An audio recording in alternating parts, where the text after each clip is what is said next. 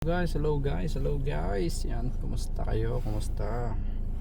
Napaka-busy natin ngayon. Kakalabas lang natin sa trabaho. Gagawa pa tayo ng assignment mamaya. Napakadami nating task. So malapit na yung exam natin, April.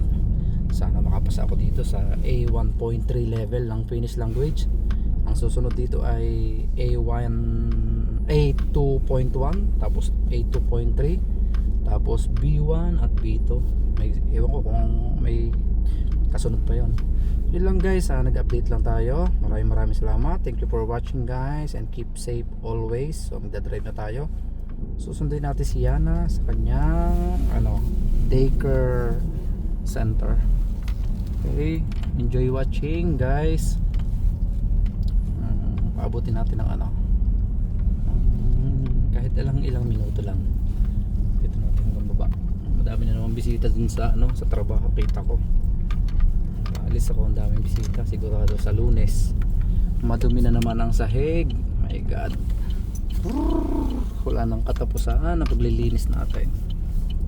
So, nakakatuwa din. Ang aking trabaho ay cleaner dito sa Finland, pero dati akong may negosyo, may sariling negosyo sa Oman for almost 18 years as a computer and electronics technician, and IT na rin, working IT din.